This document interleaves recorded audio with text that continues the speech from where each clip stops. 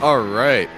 Hello, everyone, and welcome back to a brand new episode of, I was going to say, my Bionicle podcast, but then I No, remembered this is not Toa Talk. This is actually the after credit the show. after So credit make sure show. to make sure to hit that motherfucking like button Yep. and subscribe. Otherwise, Mm-hmm. you a bitch. Yeah. That's right. Because Exactly. we've been losing 2 subscribers. We So lost two of get them. get get those numbers up. It's Get those time. numbers up. It's time to become violent and aggressive.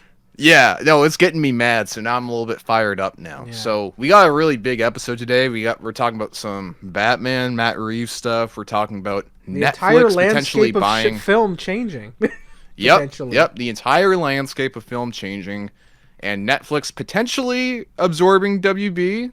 I only say potential because there is a slight chance that it might not happen, and we'll Yeah. explain why later in the episode. But for Yep. now, enjoy the show. Yes. And And that's it for the all first right. topic. We'll start with the Yeah. first one, which is just as we alluded to, the Netflix purchasing of Warner Brothers.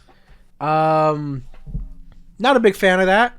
We've talked about this before. I think we all, even our third missing MIA host, all agreed that What are you talking about? This is the whole podcast. Just us. we all agreed that Netflix was at the bottom of our list of people we would want to purchase WB. Number one on my list was nobody, and that everything stays the same. But if anyone had to buy it, Netflix I think was the worst option. It just sounds terrible. I think Netflix is slowly killing the idea of movies being more than just meaningless slop that's meant to pacify you. I don't know if I'm being a little bit harsh, or did I say the death of that? I think they're the creation of that. They are. That is what Netflix is. That might be a little bit harsh. Not to say that they don't make good things. Like I really like the new season of Stranger Things, but as I've discussed before, I think Netflix movies are meant. Their function in the world is to make you go, I guess I won't cancel Netflix this month. Not to leave an impact on you, and not to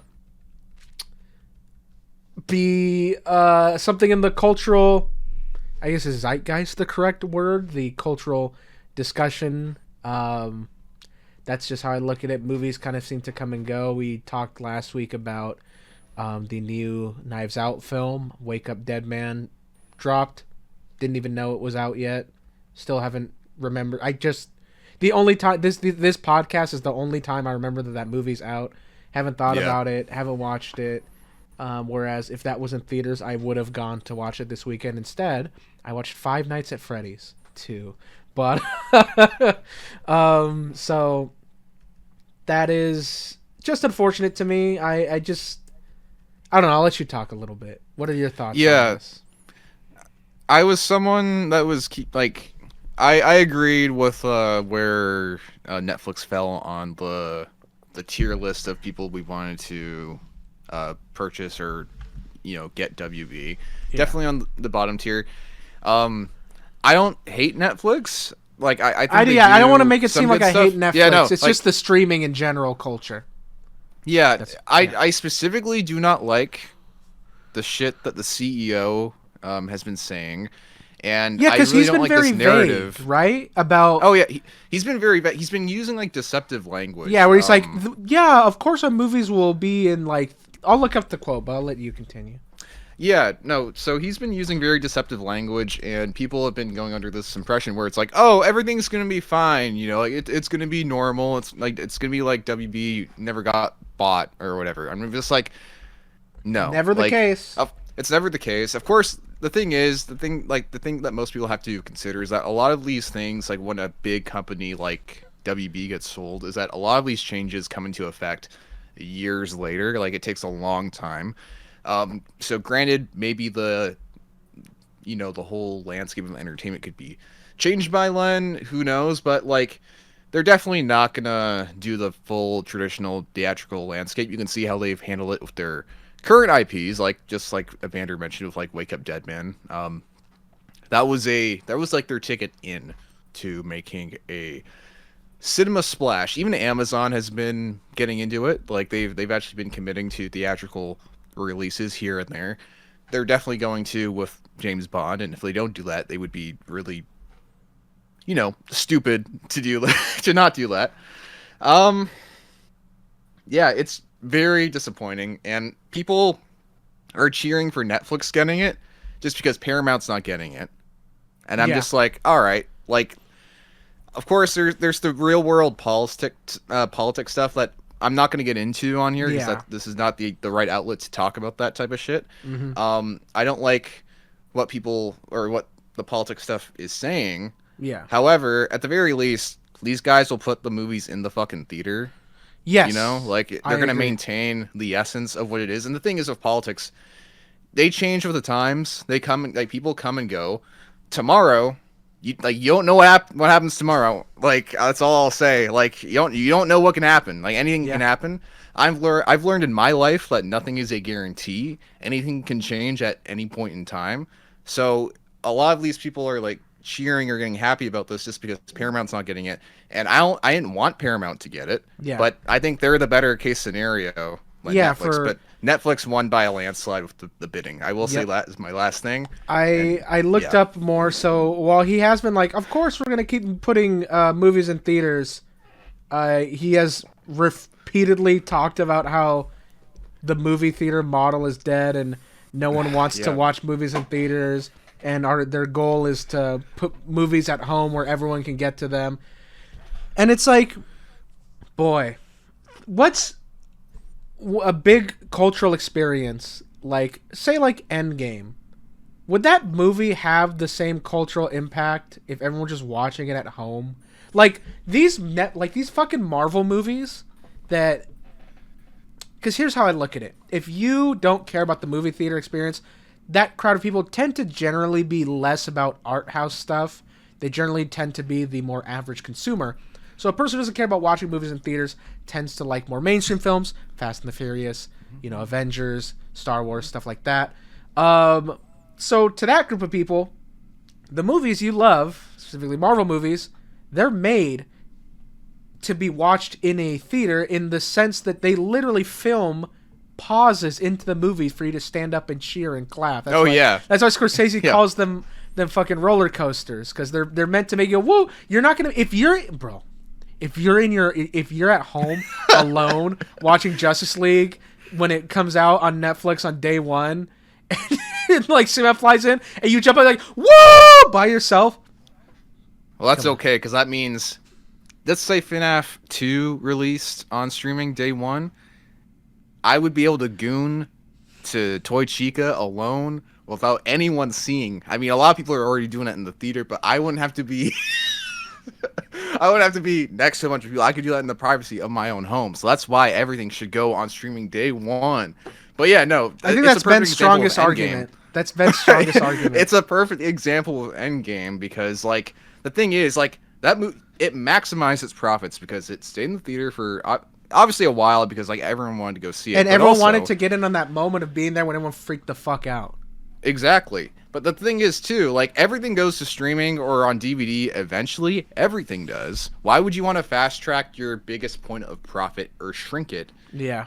I don't know. Like obviously when these things do hit streaming, they are like number one. Like Superman did really great on streaming. Same with again Endgame that we just talked about. That's like a bonus. All that shit's a bonus. The main thing has already happened. All that shit, all those post DVD sales, there's a reason why that shit doesn't contribute to the box office, what everyone talks about. That's like, it's so funny. Everyone's like, no, I don't want to go to the movie theater. I want to, like, this is like the mentality that they're trying to talk about. But then all what people talk about these days, even people that don't know shit about movies or the fucking industry, they all point, oh, fucking box office. Well, guess what? You won't have any of that shit when that shit goes on streaming. It doesn't. It's not a thing. Yeah, your subscriptions go up, but that's not a measure of it. And also, like, you're spending more on a movie ticket. Like, one movie ticket is like 1 month of streaming for some services. Yeah, that's the way it is. I'm just telling you right now. So like, ultimately, why not have both? Why not have both? And I know there's this 1984 stupid narrative. It's just like, oh yeah, we're still gonna have both. It's like, well, you better keep your fucking word, man. Like, I don't think we're gonna have both. But also, like, god damn it, I want to fucking watch movies in theaters. Why should I not be able to have that? Because stupid people. Sorry, everyone who disagrees with me. I don't respect. Yeah, you're stupid. Yeah, Fuck I'm gonna keep it real. Care. I'm not a. I know this might. We love this industry. This is my industry. Might be detrimental early on in this channel, but I don't respect people who disagree with me. Why would I? Yeah, you should agree with me. I don't know. I won't. I'll listen to people, but anyways, I just not a fan of this. I think it just adds to like the slopification of life. Sit at home.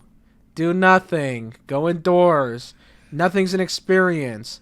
Just make sure that corporation number 5,000 gets to pull $20 out of your pockets every month. Okay, you can't fucking decide anything. You everything is like a fucking life.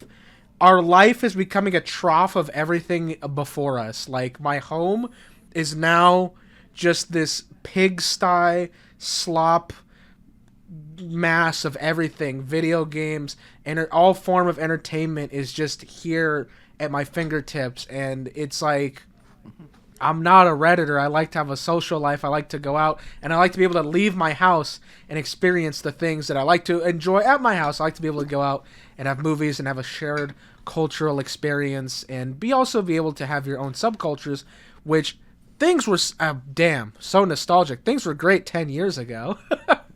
I know. It's like, well, that's what everyone says. You're just nostalgic. It's like, but I'm explaining why I like it. I'm not just like, oh, I just like. It wasn't that long ago, too. Yeah, I don't know. It wasn't even that long ago.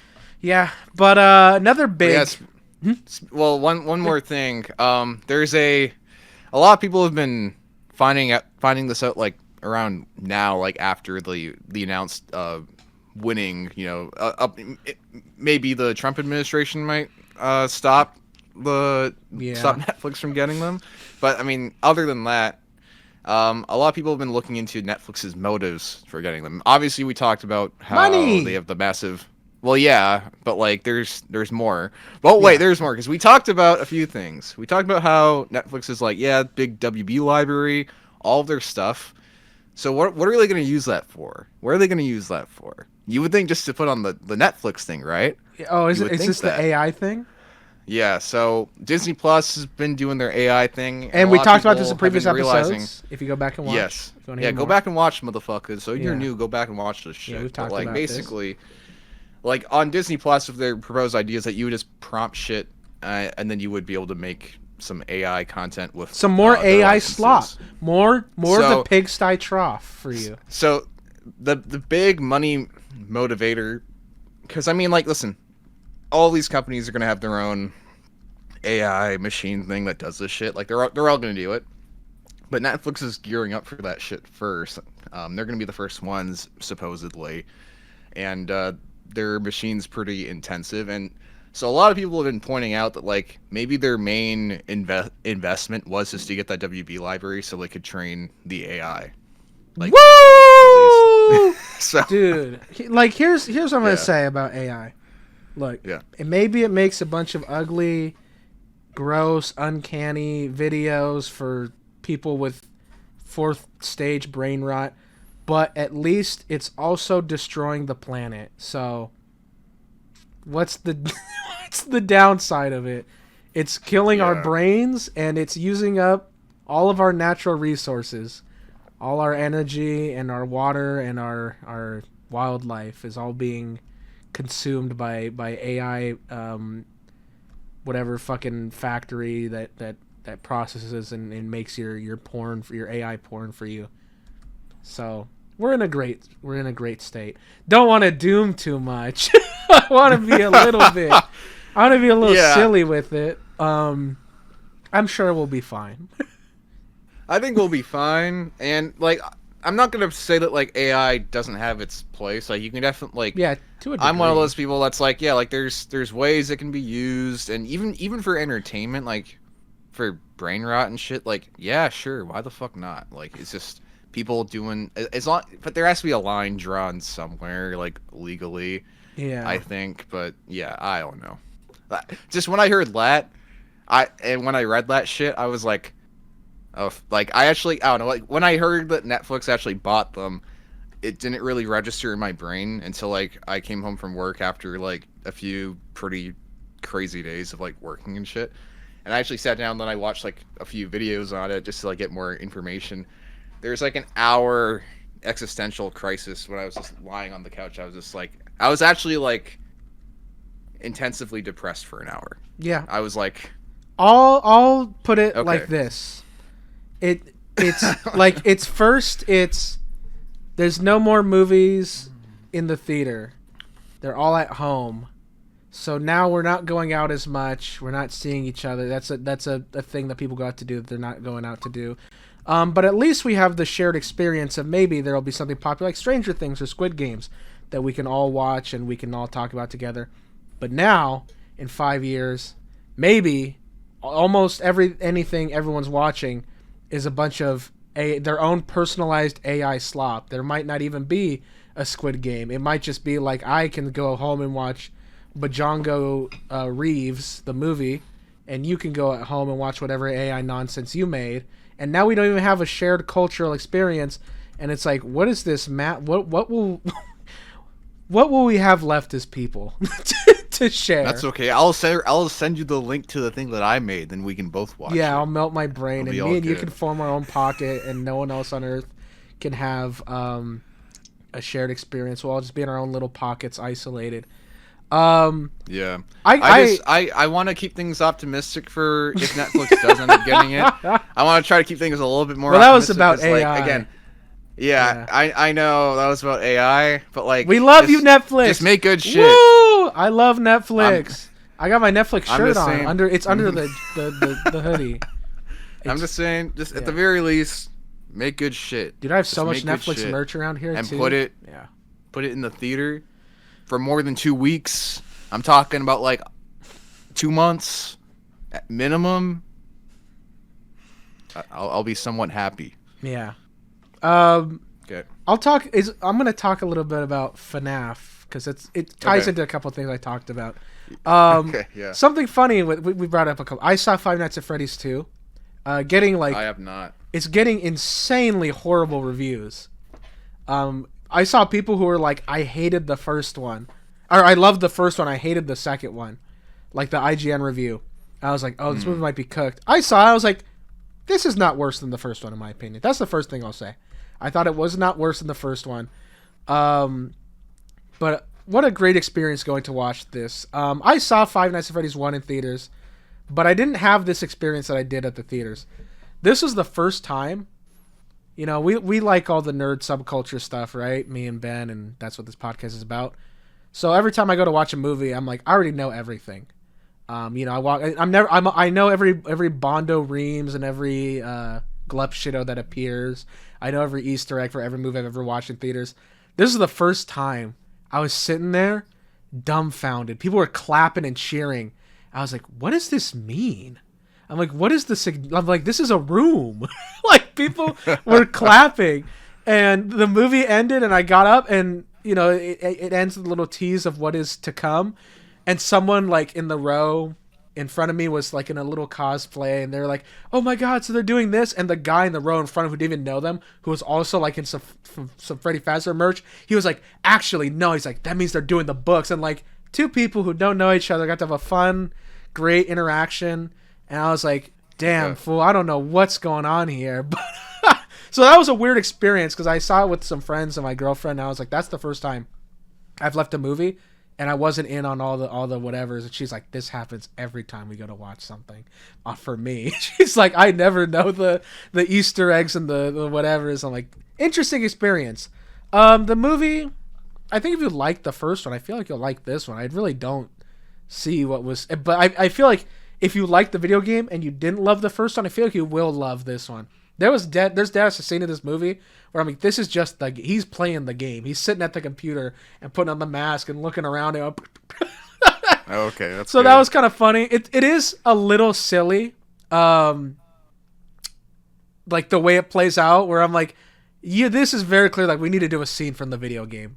We need to do a scene from the video game right now, whether like the logic makes any sense. And the inciting incident of this movie is insane. I won't spoil what happens if you know any FNAF lore. I'm sure you already know this, but it's Five Nights at Freddy's. A kid is taken at the pizzeria, and a child tries to warn the adults at the pizzeria. And for some reason, she goes like an employee. She's like, "Sir, help! A child is taken." He's like, "Shut the fuck up, bitch!" And like, he just goes back to work. And she like runs over to like some dad. She's like, "Sir, a kid got taken." He's like, "Leave me the fuck alone, you little idiot! Kidnapping? Shut the fuck up!" And she goes to like the third parent. She's like, "Please, you have to help. A child was kidnapped." And she's like, "Get out of my fucking face right now!" I was like, "This is insane." The writing in that opening was crazy. Like she said, a child was kidnapped, and 3 adults were like, "Nerd, fuck off and leave me alone." But whatever. I think it's fairly enjoyable. I think they did put a couple more scare set pieces in this one. I think the animatronics has always looked incredible. The Henson Company goes fucking crazy. I love the aesthetics of the world. I love they go to the original pizzeria location in this one, and they go to the sister location from the previous movie. That was cool.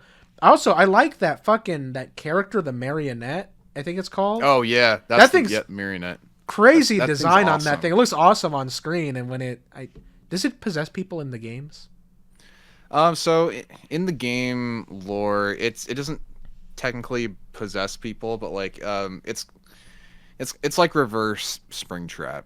Okay. I'll say that in terms of like the what the character is kind of supposed to represent for that thing. Okay. But yeah, no, it's a really like the lore on it in the game. I don't know how it is in the film. I'm sure it's maybe it'll be similar because he wrote this one alone this time, just him. Oh shit. Okay, so maybe it is like the same, but from my understanding, like the marionette in the game is either like the first or second kid that dies, and then the marionette is the one that brings the animatronics to life with the other. Yes. Okay. So that's kind of how it is in this. So throughout this movie, you see the new versions of the animatronics. They're called the toy versions, I believe. Yep. And these ones can actually talk like just normally. And fucking the one that talks the most is Chica, and is Megan Fox. And in my opinion, unironically, her best performance. Like she actually made me Jennifer's body. I've said that like 3 times, and this is the first time in my head I was like, what about Jennifer's body? I don't know. But I mean, I guess that whatever. I thought she was funny in this. She kept making me laugh. Like she's like, I just want to see what's inside your head. I was like, I think it was only funny because it's Megan Fox.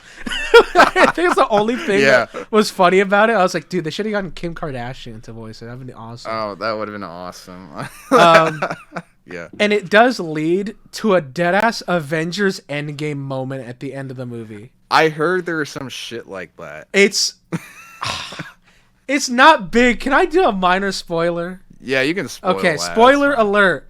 So at the end of the movie, they're all trapped in the house, and the toy animatronics are coming to kill them. Like I think it's called like the Pull Apart Foxy or something, or that one's kind of sick. It's like the Mangled. Mangled. But it's like the game is like called like Pull Apart or something. They show the sign for it, and that one's like sticking its head through the window, and like all the toys are surrounding them, and you just hear what's Foxy's laugh?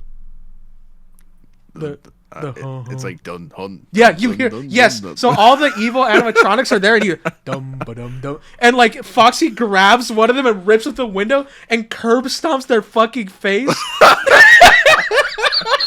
And dude, my theater freaked out. Everyone jumped up, was like, yes, and then like Freddy comes in, like grabs Chica, like rips her fucking head off, and like the old animatronics like just show up out of nowhere, like the fucking Thor entering Wakanda, and just lay a fucking beat down on the toys, just violently kill them, like rip their jaws off and shit, and beat the fuck out of them, and they're all like, "We love you, kid." And I was like, this is insane. Like, awesome. And they all get a seat. It happens one by one. Like the Foxy seat is first, and then it's like there's a pause where he's standing there, and dude, the Bonnie's like in the backyard, and it kills one of them, and like slow, like camera like pulls in, like goes up to like a hero shot, like looking down upwards at Bonnie while he's like looking at the distance all dramatically with the fucking moonlight, and everyone was freaking out. I was, this movie is insane. How can you? I don't know. I had a great time. Maybe it's just because everyone in the theater was having a good time.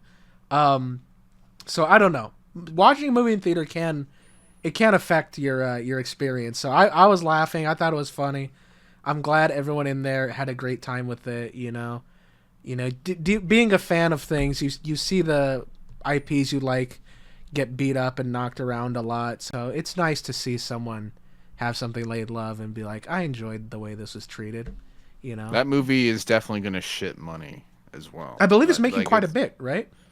The first one made a fuck ton. Yeah, the first one made a lot, and I think this one will probably make more. Yeah, I think. Yeah. I mean, I hope so. I enjoy I enjoy this, and I think the aesthetic is really cool.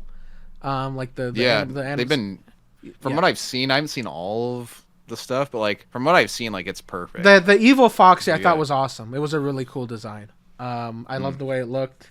I enjoyed it. Like I said, if you want to like sit there and I'm not saying like you're stupid if you do this. If you think about it critically, it's not like amazing. But if you just want to enjoy, like if you think the vibe is cool, and you just like horror and you kind of want to watch, that's all I thought. I thought it was fine. I had a good time. That's end of my review.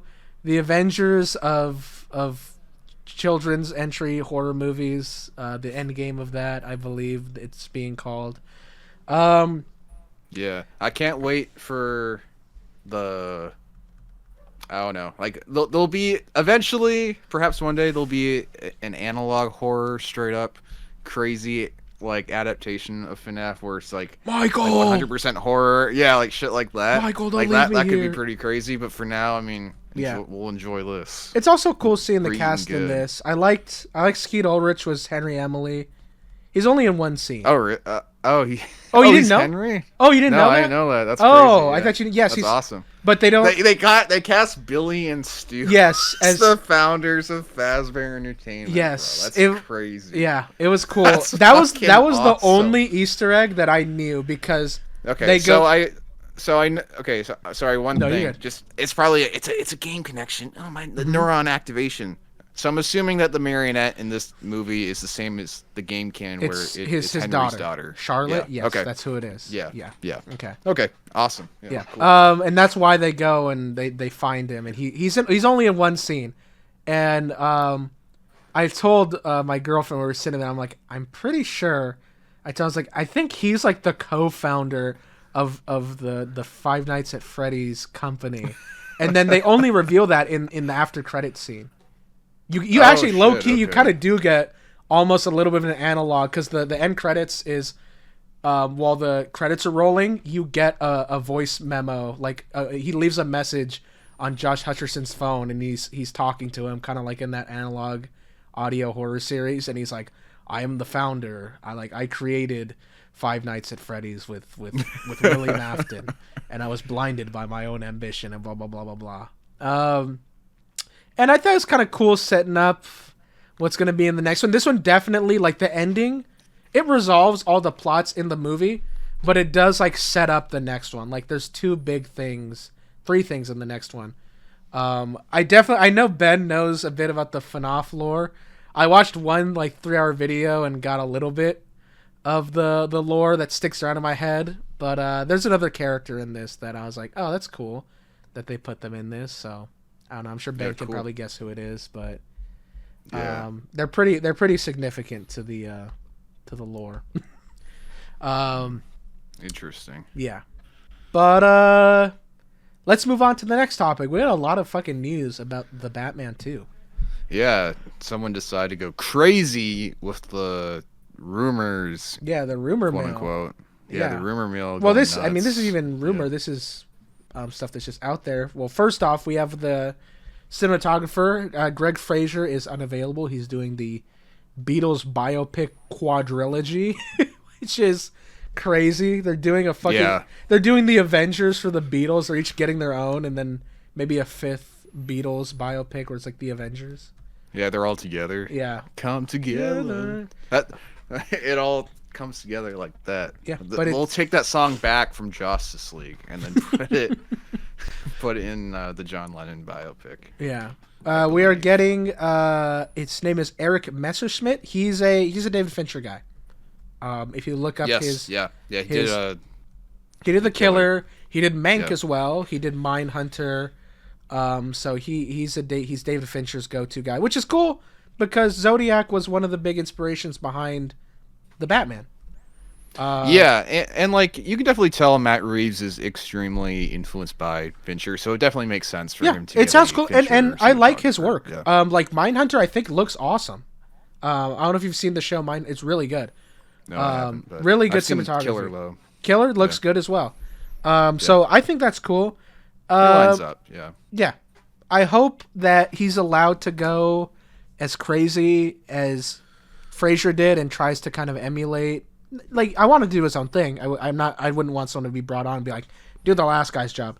But I hope he sees the vision that Fraser had and puts his own spin on it and like continues that visual language. He's gonna have some creative room as well because it's confirmed that it's gonna be only like a couple months after the first film, so the season will be probably in the winter. So you can definitely change some things around. Yeah, so that would be cool. I like Batman in the Snow. It's one of my favorite cinematic kind of looking things. Arkham Origins. Arkham Origins. Batman Returns. Yeah, Batman Noel.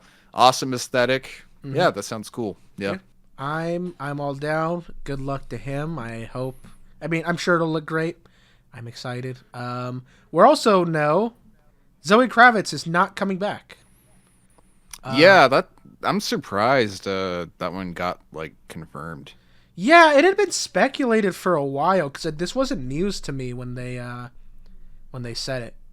Yeah, I'm surprised she's not coming back because I thought they were going to be preparing for Colin Farrell not to be in it because at one point he was going to do Sergeant Rock to fill in for Daniel Craig. Yeah. So I wonder if there's like, I cut myself off a little bit, but I wonder if there's been some like just creative, like not like deviating, but I guess like adjustment to these constant things. Because I mean, like that first film, like when they made that first film, all that whole cast was already like well established and well popular, you know. And then after that, after the film, to get them back, it's a little bit more difficult to get them back. I wonder if there were like plans to maybe something's in or something's out. I thought she would have returned, honestly. I know like her character leaves Gotham at the end of the first one. I guess but, 3 months that's like a long enough gap for her just to come back for the sequel. And plus, we don't even know if they are going to do the third one. Like, for all we know, this could just be the last film too. I would say, like, if this does end up being the last film, just go all out, just go crazy, just bring her back as well. I mean, I don't know though. Who knows? Maybe they're doing the third one and he wants her absence to be felt for whatever story purposes or when he intends to bring her back. No idea. Yeah. But like I said, she's great in the first movie. I'm sure we'll see her again in some capacity. But who knows how full this movie is even going to be? Like, I don't like to speculate like, oh, they should bring this person back because we obviously don't know the script. Maybe there's just no room for her, obviously, right? You know? Yeah, we all know what's going on. Yeah. No one outside of Matt Reeves and Gunn and a small collection of people know what the fuck the story of that movie is and what's going on with it. But we do know that apparently there's a role in this movie that was initially turned down by Emma Stone. That I guess is, I don't really like talking about rumors, but I guess speculated to be a love interest. Podcast. Yeah, it's a podcast. We have a rule. It's speculated. Yeah, it's not a leak. It's not a leak. Yeah, speculated to have been a love interest. That is now. It looks like that role is probably going to Scarlett Johansson, which would be huge for that movie. If she were to get that. Yeah, and it's interesting when you consider Emma Stone to be the original pick. I mean, neither of those actresses are natural redheads, but like they're both known for playing. Yeah, that is kind of funny in movies. So that's a little bit sussy, and a lot of people have been speculating further and being like, oh, maybe she's playing Andrea Beaumont. Yeah, I don't. Here's what I think: this is fake. The people are like, she's rumored to be a love interest turned villain. Yeah. Fucking the Phantasm. It's like that's clearly some nerd made that shit up. Like she was rumored. Like that's like if they were like. I mean, to be fair, that's also like almost every Batman love interest. Yeah, but turned villain. You know what I mean? Like I know. That's like if they were like. Well, trust me, I don't want to see that shit. Yeah. But I'm saying I'll like be straight up, I want to see it. For example, it's like if fucking I don't know, Josh Brolin was cast in the movie, and they were like, wow, he wouldn't play this, but like he's playing a nerdy character who has an affinity for tricks that are meant to mislead Batman and test his intelligence, and always wears green. I'm like, oh, so the Riddler. Like, we don't know who it could be. Yes, Yeah. Danny DeVito's been cast in this to play a small mobster who loves a Arctic bird. I was like, oh, so the Penguin? Like, I just shut the fuck up, dude. Zoe Kravitz has been cast as a character that likes to steal jewels. Yes, exactly. It's like get the fuck out of my face. Like, this is clearly some nerd put that shit out there. Because at that point, if it's rumored, if you have two, then it's obviously Andrea Beaumont. It's obviously Phantasm. That info would just be out there. It wouldn't be like this vague, like, oh, she could be anybody. It's rumored to be this. Whatever. Yeah. Who knows what she'll be? Also, this one I had not heard. Oscar Isaac also up for a role. The thing is with that one, like I heard this from the first movie as well. So like, really? This just feels like Rumor one of those mill, things. nerds Rumor talking. mill. Like, I swear to God, in like almost every single IP ever, there's always a rumor that Oscar Isaac's is gonna cast. join. It's like Oscar Isaac is gonna be in this cast, or Oscar Isaac is gonna be in this movie. It's just like, well, okay, you said might, so that doesn't mean that it will or won't happen. Yeah. You just said might just to give yourself a little bit of like a pillow to fall on. Well, for anyone who doesn't know, Like- for anyone who's watching who doesn't know, the way these rumors exist is that there's fucking people out there who get clout for spreading rumors and shit and leaking information about movies. Jeff Schneider. Yeah, Jeff Schneider. And Yeah. they get in contact with, there are people who work in the industry, people who work in Hollywood, who want to make some extra cash. So to get in Jeff Schneider or whoever the fuck's favor, they're like, oh my God, I was working on, Superman 2. And I heard that fucking Billy Bigcock is being cast in this role. And they could just be making shit up. But fucking Jeff Schneider posts that Billy Bigcock is in Superman 2. And fucking that post gets 1 million views. And he's like, oh, this guy's giving me some fucking popular shit. And there's just no expectation for this individual to keep, saying, like, someone who wants to get in with Jeff Schneider can continually just make things up. Because they want to be like, they want to be that leaker's go-to guy. They want the leaker to come back to them and be like, hey, I've got some money for you. What do you have for me? You came through on something big last time. So it just doesn't have to be real. Yeah. I don't know. It How likely would you is feel- coming from someone in there, but Yeah. how No, would I feel sure. about what? How would you feel if they were to adapt the Phantasm plot into that film? If it's good, I don't really care. I don't know. They'd have to. Yeah, I don't know. They'd have to change it because I guess we don't know very much about this Batman's early. I mean, we are in his early life, but we don't know about like what his year one looked like. We know what his year before he left to Gotham and like immediately when he came back. I don't know. Yeah, like for me, like that animated film is like my favorite Batman film. So I'm just like, yeah, like maybe be a little bit careful if you're gonna adapt that one, because the thing is, if you do that story, they're never gonna adapt it ever again. Yeah, that's one of those stories where if you adapt it, you need to make sure that it's right. And Matt Reeves has already kind of reinvented the wheel for the other stuff that he's adapted into the first movie and things like that. I just wouldn't want the story to be overly tampered with. And I know some people, I see a lot of people being like, oh, well, it's going to be obvious to us nerds that she's the villain. It's like, well, yeah, because you're a fucking nerd. You know this shit. Like, I mean, like, obviously with, like, Red Hood and all that, like, you would have to, like, the way that they went about it in the comic for Red Hood was like it leaned into the fact that the comic book reader already knew that Jason Todd was back because it was teased for years that he was going to come back. So they leaned into knowing, but the story in the comic was about, like, Batman trying to find, some logic in him coming back. It's like, oh, why is he back, or how did he come back? Like, it's about him going through all these different things to find out how he came back. But then at the end, he's just like, well, it doesn't matter. I just have to, like, face the music type of thing and deal with him. Whilst in the movie, it's like they show you right at the beginning of the movie Jason Todd dying, blowing up, and all that. And then throughout the rest of that animated movie, again, you, the audience, like, it's crazy obvious that he's Red Hood. Batman knows he's Red Hood, but again, he's coping. He's like, it's not him. It's impossible. It can't be him. Up. Yeah, so, like, I don't think that's a good excuse for people being like, oh my god, you can't do this because I know the twist already because I'm a nerd and I know everything. Well, fuck you. Yeah. I don't care. I think that I wouldn't want them to obviously adapt the story beat for beat. I think they could I think the way it would work out best, honestly, is I think Andrea Beaumont as a character should not be altered. That's my perspective. You can't change her. But I honestly don't think Reeves would want to change that story very much. I think if anything, he'd want to lean into more of the crime drama element of it, which actually sounds cool. The thing is with that, like it feels like themes that were already done in the first film, and even in the first film, like that's like the Riddler. The Riddler already killed the corrupt people or most of them. Yeah, but this would be a more personal, and this would be about the crime family specifically.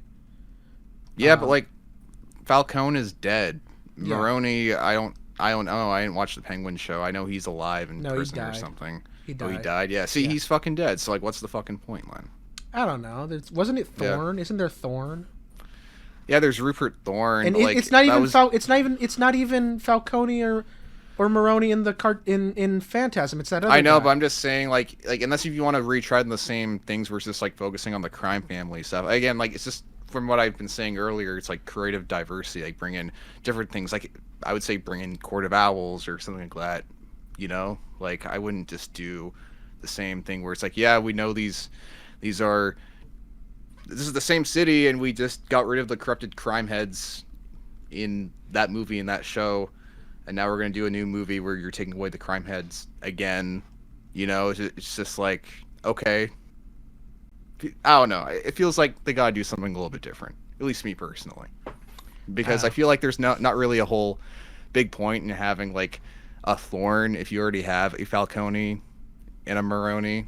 It's just like, all right, like, because I don't know, the way that like Thorne I feel was using like BTAS was to fill in for that Falcone figure. Yeah, that's because that's what he was used for. But yeah, I don't know, that's just me. Yeah, like I said, we don't even know what the fuck this is going to be. Yeah, this could be a complete conversation about something that isn't even real. But that's why it's entertaining, because it's a podcast. Yeah, no, I know. Yeah, I'm saying for obviously we don't know what the fuck is going on. We're speculating. Yeah, I'm not. Yeah, I I don't have James Gunn in my basement. Yeah, I don't have James Gunn or Matt Reeves in my basement, so I wish I had James Gunn in my basement.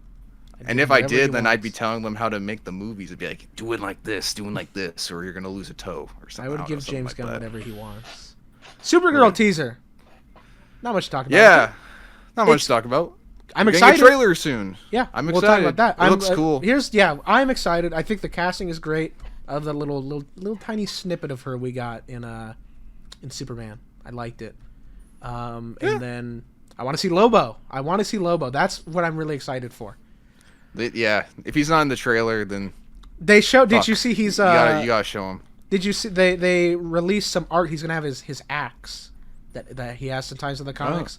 Not like a huge thing, but he's gonna have the axe. There's like promo art, and it's just like the outline of his like curved axe thing. I'm so glad that casting exists, because when you watch the DCEU, it's like.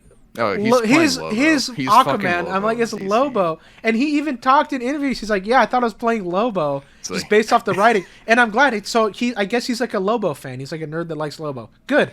Oh yeah, no, he's always been into it. He's always said, even when he was Aquaman, cast me as Lobo. It's like, you're already Aquaman. He's like, I don't give a fuck. Good, like, good. Okay. And because that for me, I'm like, great. He's gonna kill it. Because Jason Momoa was a good actor. So it's like, he's a good actor. He's passionate about this character. He looks like the fucking character. He fucking basically already played the character without the fucking name. So I'm like, perfect. Put him in the fucking makeup. He'll look sick in the makeup. I already know. Yeah. So nothing but hype. It's hard to fuck that up. Yeah, it's really hard to fuck that up. Him for sure. Yeah. If you got the right guy, I'm excited. Yeah. Nothing but positives about the casting in that movie. I'm excited. I like the director of I, Tonya and the Cruella movie. Oh, really? Emma Stone. Yeah. Craig Gillespie. That Cruella movie with Emma Stone was pretty good. I actually didn't mind that. A lot of people showing that. I was like, it was fine. Yeah, I saw him like this movie. I thought it was pretty. I was creative and it was fun. I enjoyed the writing. I enjoyed the performances. It was like Joker, but for the female gaze. Yeah, it was Joker, but for women. It was very explicitly Joker for women. It was very like explicit. marketed as that too. Like, yeah, the whole movie I was like, oh, they watched Joker. Disney Joker 2. Yeah. That's awesome. Yeah. Trailer for the final season of The Boys as well. I just watched before the pod started. Yeah, looks like it feels like a finale type of trailer. I do like that. Finale type of, yeah. Like it's like, that's good. It feels like if things are feeling like they're coming to a close, and you're like, my only, I guess, fear for the finale of the show is that they're going to leave like I'm not like they're going to tie up the major loose end, but I feel like they're going to leave plot lines for spin-offs.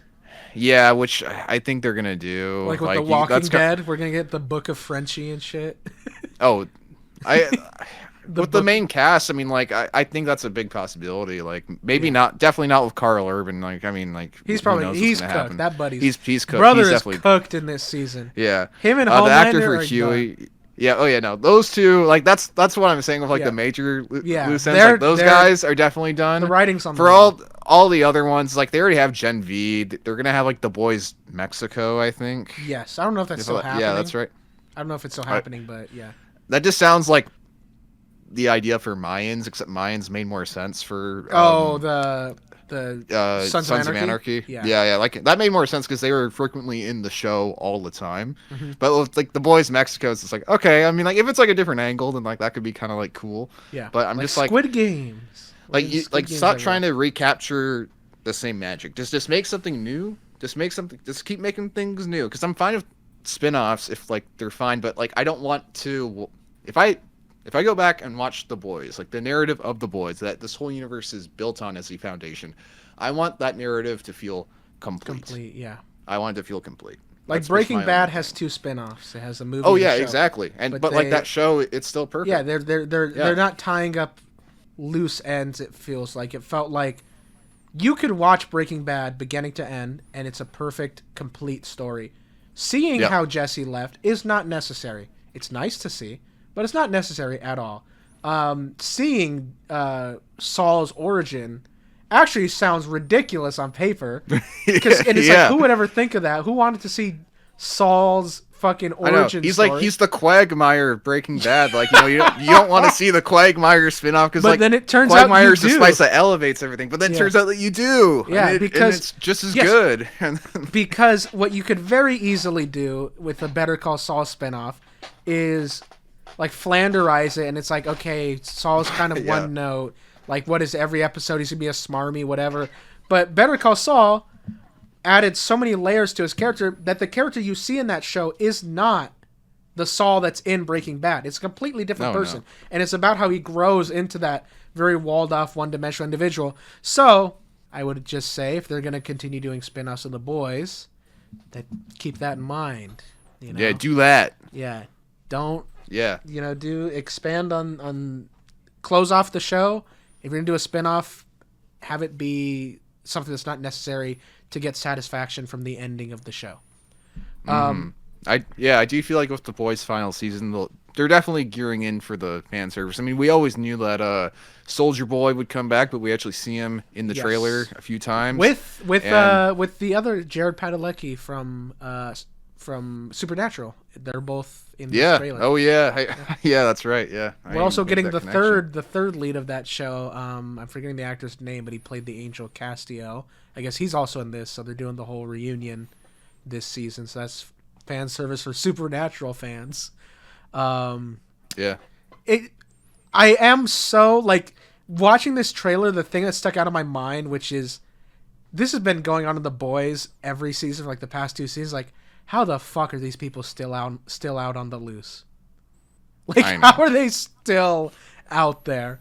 In this, it's like Homelander like takes over the world. He has like concentration camps with armed guards everywhere. I'm like, and they're just walking through one of them. I'm like, how? I know. In this world, you would all be arrested. Nevertheless, one ruled by a superpowered god man, like with no rules or laws or anything. I hope that this new season is good. Please don't do. Last season, they kept name dropping shit from the real world. I did not. Homeland is organizing an event on January 6th. We gotta stop January 6th. Stop January 6th. Huey, we gotta stop January 6th from happening, Huey. It's just, like, that's ridiculous. Yeah. That's insane. It's not clever. They may as well have just done imagine they did, something for 9/11. Yeah. But it was, a fictional 9/11. Yeah, it's because the show's meant to be parody. It's not meant to be fucking... It's not clever when you're just talking about the fucking real world.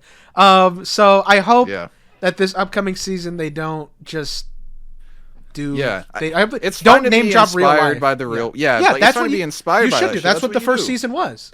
It was inspired by it. It wasn't just taking from it. That's all. That's all I have to say. Be good. I agree. Give me. I think this season will be satisfying because what had happened with previous seasons was I think were unaware when they made season 1 of how beloved and well received the whole main cast would be from the good guys and the bad guys. And they've been afraid to kill those core members from season 1, but it's the final season, so they might as well. So I think this season will be satisfying to watch because I think they'll kill a lot of them off, and it'll help me get over that feeling of Jesus, fuck, just kill someone already. They definitely, I mean, in hindsight, they for sure should have done that. There's a lot of downtime with I don't know, like Frenchie, for instance. I really like Frenchie from the earlier seasons, but later on, just kind of felt like the creative team kind of lost track of where they were going to take that character. So I hope with there being a definitive ending and people being yep, this is the last one, that the writers are all right, we know what we're going to do exactly with these characters and just set it off in a good spot. Just do that. Yeah. It's all good. Yeah. I agree. I guess last piece of news before Comic Book Club. Bob Iger, I guess, is stepping down as the CEO of Disney, or is reported to be. There's whispers. He heard how you would run things from the previous podcast, so he was like, you know what? Yeah, hey. I'm stepping up. This James Damaro guy that is the head of parks, that is supposed to be stepping up or is in the running to step up. That's actually me in a skin suit. Yeah. And you can tell because he has big plans for video games going forward. That's how you know it's me. Hey, Disney. What does that make mean? more fucking video games. The thing is, they've been gearing up for the video game stuff for a while because they invested a fuck ton of money into Epic. Yeah. And it doesn't seem like there's been a whole lot from that. They've done the occasional Star Wars game with or without EA at this point, but it feels like you need more Star Wars games, man. That's where the money is. He's got Star Wars Outlaws. Yeah, I'm sure you enjoyed the whole 17-hour video on it that someone made recently. But how? Anywho, how many? A 17-hour long video that one of your favorite YouTubers made recently. I don't know. I have a theory of who you're talking about, but I'll say this. It's not a theory. Okay. It's not a theory. I'm gonna ask. Between the lines. Have they made a very long video series before on Star Wars? Okay, so I want to say, you don't have anything substantive to say about a single thing for 17 hours. Hate to break it to you. If you were to hand in a essay at college, and you were like, this thing's a fucking 100,000 pages long, you would get an F. Sorry. They'd be like, you don't have... they're not reading that shit. Dude, think of actual papers going over complex mathematical and scientific theories. If you were to read it out, fucking do you think Einstein has ever written a single report that fucking took 17 hours to read? Are you telling me you have more to say about a fucking video game than Einstein had to say about the universe? Yeah, no! A 5-hour video game that I think, from what I've seen, because I haven't played the game, from what I've seen, is a very lackluster, disappointing, rushed game. Yeah. But that took me 15 seconds to say. That didn't take me 17 hours. 2 hours tops. 2 to 3 hours. Yeah. That's a long video. Yeah, maybe 4, because then I can watch an hour a day through most of a work week, maybe whenever I go on don't break. You can't hit the double digits. You can't hit the double digits. No, you can't. You can't do that. You can't get close to the double digits. That's too far. Yeah, I can fucking I can stretch my word. It's literally that meme where it's like when you're trying to hit the word count in your essay, and you're just writing random shit down. And that shit came out like a year and a half ago too. It's not even relevant anymore. You gotta write for 17 hours. Like, at that point, it's just vanity. At that point, it's like, I made a 17-hour video. Like, oh, aren't I fucking so smart? Sorry. Yeah, this is not hate on that person. I've never watched anything they've made. Yeah, I've only seen like a total of like 15 or 20 minutes of anything that they've made. But yeah, they have interesting conversations that I like to listen in on once in a while. However, Disney, make more Star Wars games, because that's where the money's at. Jedi Survivor, people love that franchise, and you're about to end that franchise with this next game. So keep making more games. Make that Battlefront 3. Make more, because people will buy those. I don't know why they don't seem to compute that. I don't know why well, everyone buys Star Wars Outlaws.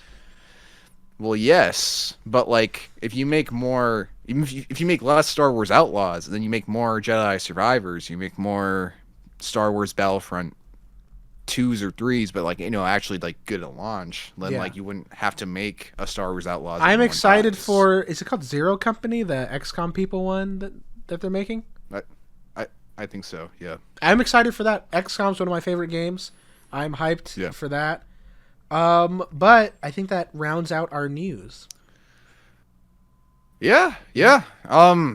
One thing about Bob Iger, that dude's been there for a long time. He's because he retired already. Get him out already. Of here! He Get him out of here! Already. Yeah, he did. And then he came back. Then Bob Chapek, whatever, arrived. And then Bob he's like, all right, Bob, back. You're out. And then Bob came back.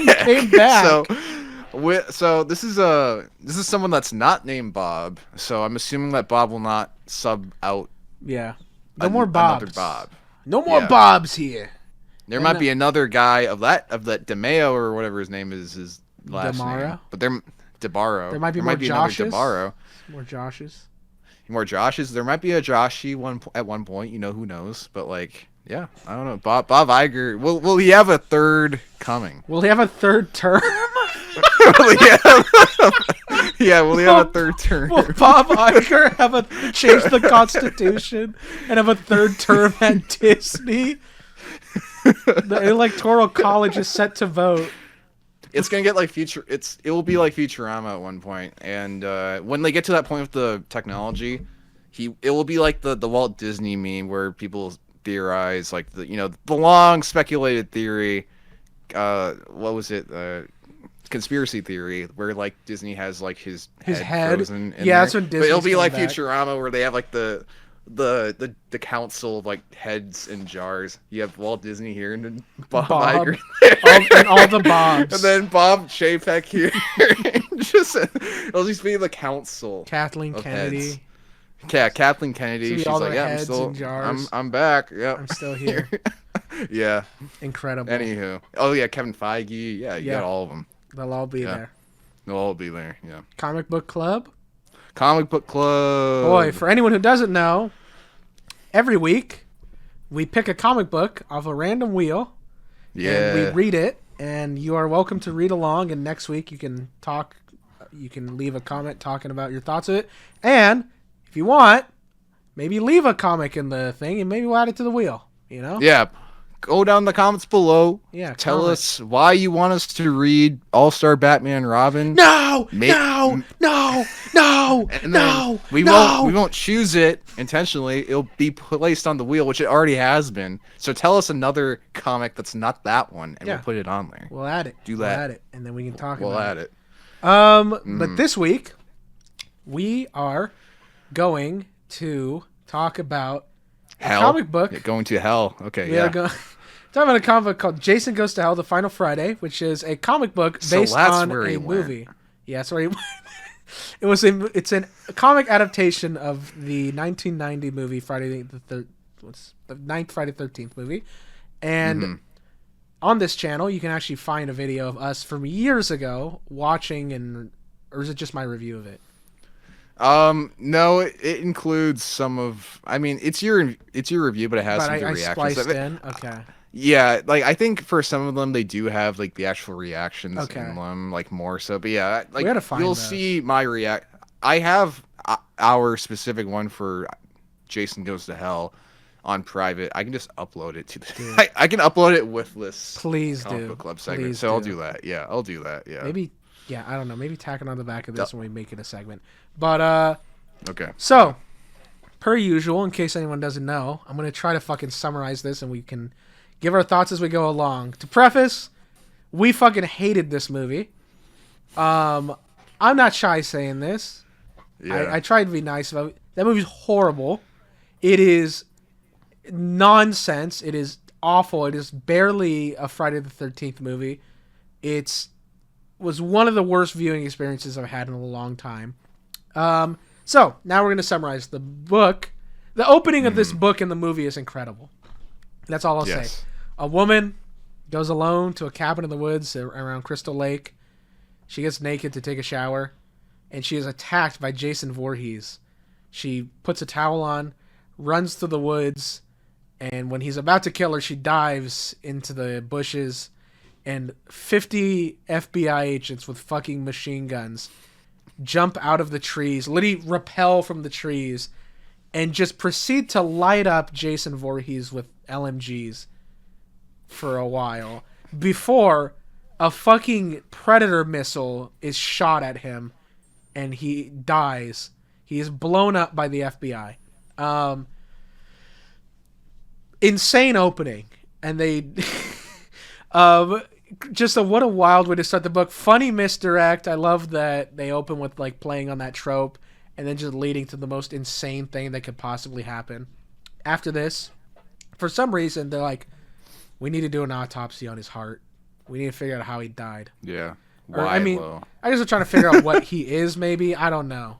But for some reason, for a reason unexplained within the text of the book or the context of the movie, the coroner decides to just eat Jason's heart. He just takes a big yummy bite out of it. If you read, there's 3 issues of this. The second one has a recap, and the third one has a recap of the issue before it. But if you read the recap for issue 2, it says that the doctor was like obsessed with the heart, not that it wouldn't stop beating, and it compelled him to eat it. So there is no explanation. The explanation is the heart kept beating, and for some reason, due to some mumbo jumbo, the doctor was compelled to. He just picks it up and takes a bite out of it like it's a fucking burger. Is this dude like Homer Simpson or something? Yeah, he's like, what the fuck? The Homer Simpson like, that's doctors. Yeah. And because of this, he becomes possessed by Jason Voorhees, and throughout this story, Jason is in the bodies of other people. We only ever see him in reflections up until the very ending of the book, and he is trying to pass himself on to new bodies repeatedly because the bodies that he's in will die because they cannot handle his energy or whatever the fuck. I was very confused at who was who in this book. They kept saying names. Oh, really? I was like, who is this person? Who's dating who? Because like the sheriff is there and he seems to be quite old, but his girlfriend seemed to be quite young. But I guess she wasn't because she had a daughter, and her daughter had a daughter that was a baby, and she had a sister who worked at the diner, and everyone worked at the diner, and they were all just regular white people. The only character I could identify was the bounty hunter, because not only was he the only African-American man other than the coroner in the story, he had a cool bounty hunter getup with a cowboy hat.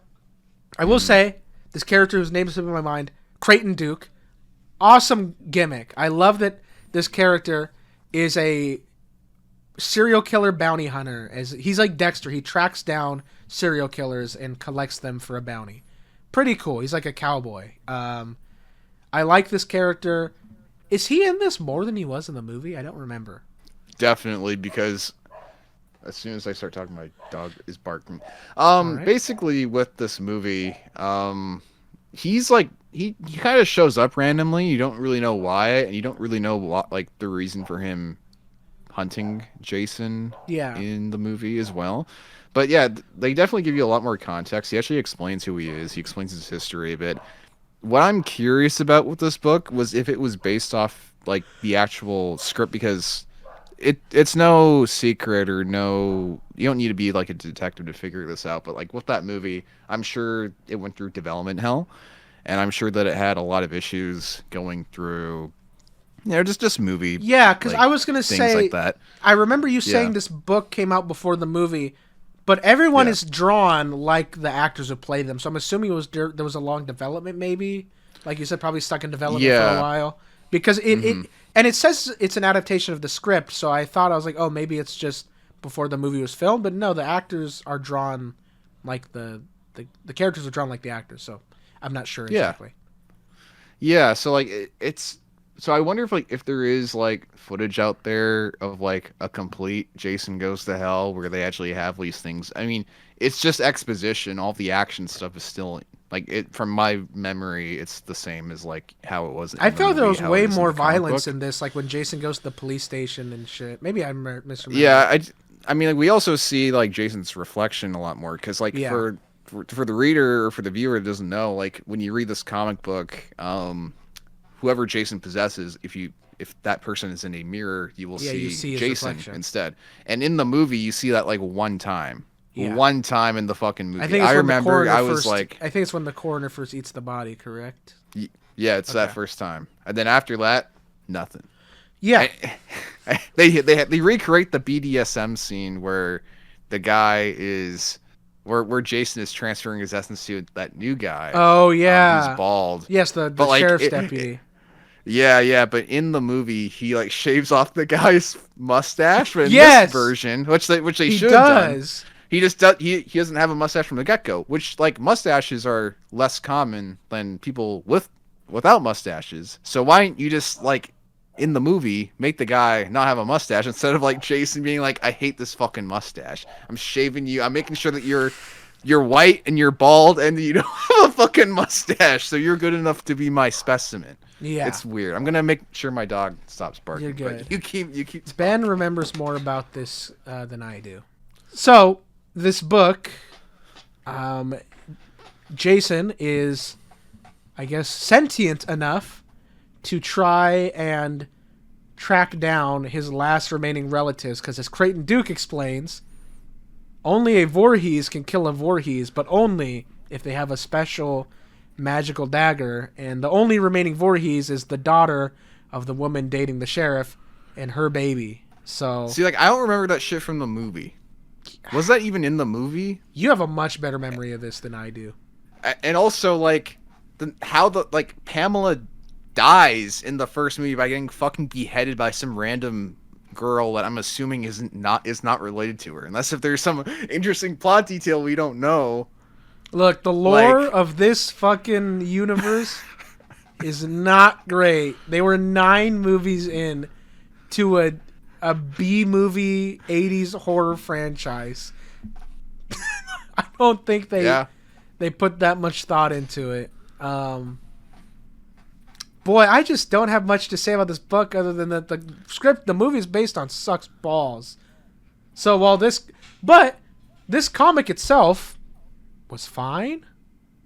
Yeah, I actually liked the art. I thought the art. Yeah, the art was very. was it was good. like a good It was 90s very- art. Yeah, very good 90s art, and I thought that suited the classic horror comic experience, and I thought that was good. Yeah. The writing was like, it just felt like, it definitely felt like it suited a comic book format way better than a movie format. Yes, I don't- do. like, yeah, because I was like, this is the same as the movie. The movie sucks. This was fine. Yeah. So I guess if you're gonna experience Friday the 13th, or if you're gonna experience Jason Goes to Hell: The Final Friday, because they couldn't use the Friday the 13th name, read the comic. Will take you less Yeah. time, and it'll be better. I like that whenever we say something positive about this, it's like there's a little hint of uncertainty at the end. It's like there's a question mark. It's like, this was good? Question mark. This was fine. Like our voices get a little bit Yeah. a little bit higher. We're also like we're still kind of thinking it through. Yeah, Like, this was like, am I fine. really saying this? Like, yeah, this was fine. Yeah. Yeah. That I didn't even have notes to take on this movie, because sure, it does the funny stuff that the movie does, but I feel like it's not quite as funny in the book. Like Jason Yeah. being shot up and then hit with a predator missile like it's fucking Modern Warfare is really funny in the movie. The doctor eating the heart is really funny in the movie because the camera spins around him and he's like, and he's like eating the heart. Why would you do that? Yeah. Why would you do that? Why would you do that? Why would you? Yeah. And it's so much more confusing in the film. So I didn't have any notes on this apart from remembering how bad the fucking movie was, that it traumatizes. That's in. I have a list on Letterboxd called the Hell List, which is movies I've seen that I hate beyond explanation, and that's one of them. So yeah, I mean, you can literally hear me going insane throughout. Oh yeah, when you experience, like we recorded it, like yes, it's a taxing movie to watch. I've seen some people be like, "It's way overhated." I'm like, "It's not. It's not hated. It's not hated enough. It's not hated enough." Yeah. Do you have any thoughts on this freaking comic? Not really. Other than, here's what I will say though. Now that WB owns Netflix, the Snyderverse has been restored. We won. I don't think it has been. What? Yeah, I don't think it's been restored. I thought it would be restored. Maybe. Let's talk to the CEO of Netflix. What's his name? John? Ted Sarandos. Let's write him an email. Okay, ask him, I'll hit him up right after. And ask him for in the meantime, ask him for a gift card too. But we're gonna spin the fucking wheel. Yes. We don't have anything else to say. Yeah. Oh, I got it here. I know, but don't have to click on it. Oh, okay. Yeah. Set up that stream. Wheel of names. 1 second. So. Okay. Jesus. With this wheel, I added spin again after every single entry. I don't think we need it after every entry. That's crazy. This is gonna make it way more fun, though. We just get a bunch of spin agains in a row. Yeah, like the anticipation would be nuts. So, the issue that we've been facing is that, like, when we put things on this wheel, there's a lot of fucking shit really on this good wheel. ones in a row, and then we'll put a lot of really controversial ones in a row. And then what happens that when the wheel spins, when it gets on the controversial side, which it tends to lean toward, it'll be like a bunch of controversial ones, and then like sometimes there'll be ones that we put on there as a joke that we didn't actually mean to put on there, and then it'll just like it'll be too close for comfort. So rather than just mixing up the names, we've decided. This is mixing up the names, but just like more efficiently. Okay. Well, let's see. It might just be a regular pick on the first go. Holy shit. I can't even tell what it's about to land on. Spin again! We're going to be here a while. We have to remove it. No. Okay, yeah. Spin again! Spin again! What's it gonna be? It can be anything. Oh, Deceased. That's cool. About 2 months late to reading that. That would have been the October okay. one. I can order that one off Amazon, so that's all good with me. Yippee! See, this was a good idea. Yeah. All right, Deceased. Awesome. I'm excited to read that. I've read some of that one when it came out.